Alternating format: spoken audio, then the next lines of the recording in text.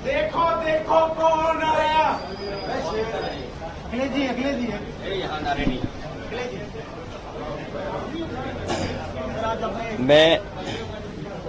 मैं यहाँ पर जल मंत्री आतिशी जी से मिलने आया था और उनका स्वास्थ्य की जानकारी लेने के लिए मैं आया था।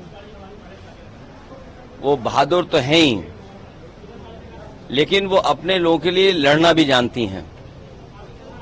जल मंत्री के साथ साथ वो दिल्ली को कैसे और दिल्ली के लोगों के समस्याओं का कैसे समाधान करें, उसके लिए लगातार वो लड़ती रही हैं।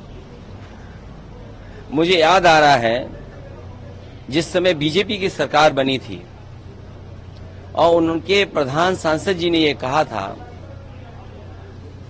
कि मैं मुख्यमंत्री रहा हूं और मुख्यमंत्री की मैं तकलीफ और परेशानियों को जानता हूं, लेकिन जब से बीजेपी की सरकार बनी है दिल्ली में, मुख्यमंत्रियों की तकलीफ बढ़ी है, परेशानियां बढ़ी हैं। जो दिल्ली सरकार से सहयोग और मदद मिलनी चाहिए, उन मददों को भी सरकार ने नहीं पूरा किया और वहीं भेदभाव और अन्याय लगातार दिल्ली की सरकार ने किया है।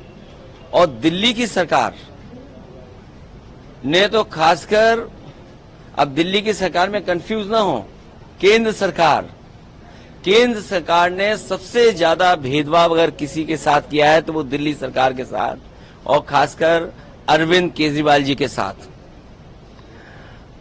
सरकार बन गई उनकी, वो जनता के लिए काम करना चाहते हैं।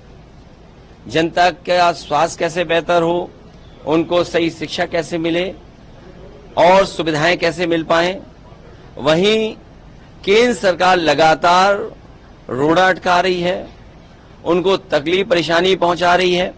और जब उन्हें हर जगह से राहत मिलने का काम शुरू हो गया, जब वो बाहर आ जाते, ये केंद्र सरकार की जानकारी में होगा कि वो बाहर निकल आएंगे, वो निकल ना पाए, जनता के बीच में न पहुंच पाए, सरकार ठीक से न चला पाए, इसलिए फिर उन पे न जाने कौन सा मुकदमा लगा करके फिर उनको फंसा दिया गया।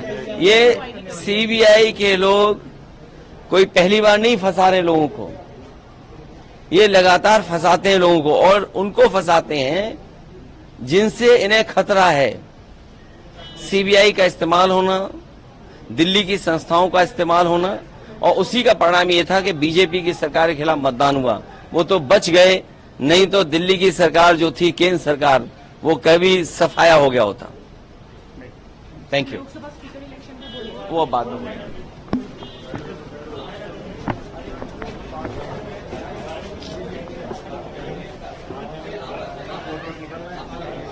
करा देना मेरा।